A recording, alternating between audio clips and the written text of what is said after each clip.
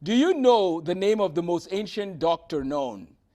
The physician Imhotep, pronounced Imhotep, lived thousands of years ago in Egypt. He earned fame in many fields as a politician, astronomer, architect, and physician. He designed the first pyramid, an elaborate tomb for one of the Egyptian pharaohs.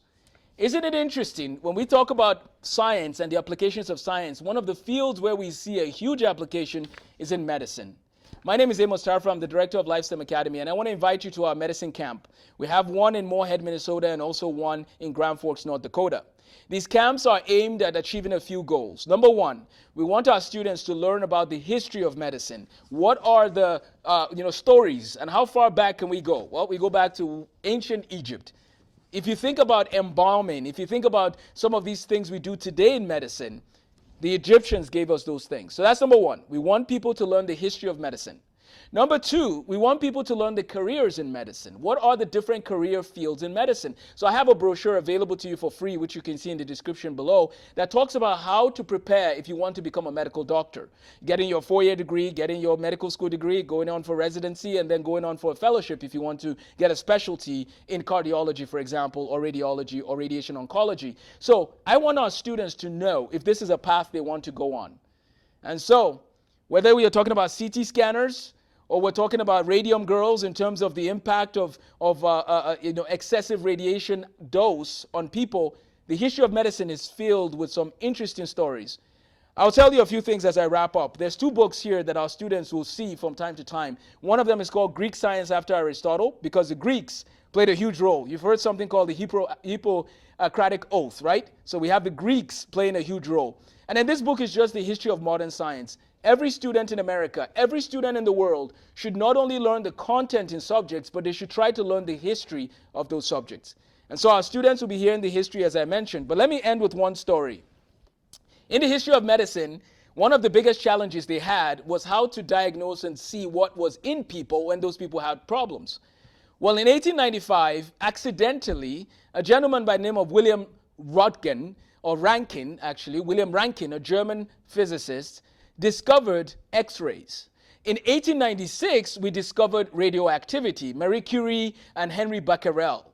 So we have the French, the Polish, the German, people that came from all these backgrounds that gave us some of those tools. Now, into the early 1900s, you have World War I in 1914, and right around that time, we have the story of the radium girls, which is a very sad story of using radioactive materials without realizing the implications. That gave birth, in many ways, I would say, to medical health physics, which is one field I have my master's in. I also have a master's in medical physics. But what's interesting is that medical physics and radiology is one of the biggest parts of medicine. And so I'll be talking a lot about that. The CT scanner is one of the best inventions of all time. And within the CT scanner, we see a way to see people's internal organs quickly. In a matter of seconds, you can examine a person's brain, a person's kidney. You can do a lot of things in a very short time with CT scanners. But did you know that CT scanners actually depend on mathematics? Without mathematics, you can't use CT scanners. See how everything comes together. Medicine, mathematics, STEM. We want our students to have that understanding of the history, of the applications, and then to make a decision. What do they want to do with their lives? Do they want to become doctors? Do they want to become medical physicists? Do they want to become mathematicians? Whatever it is, I believe that early on in middle school, we should get students thinking about these things. And that's what we do at LifeStem Academy. We would love you to consider looking through our brochure and seeing if you would like to apply and attend LifeStem Academy. We still have spots in a few grade levels, and we're inviting you to apply. So please feel free to send in your application. Send me an email if you have any questions. If you would like to get a tour, send us an email and we'll schedule a time for you.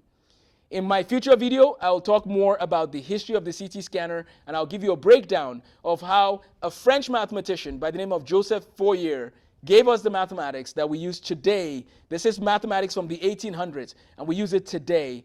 Thank you, Fourier's people, I should say, for giving us the tools to use in CT.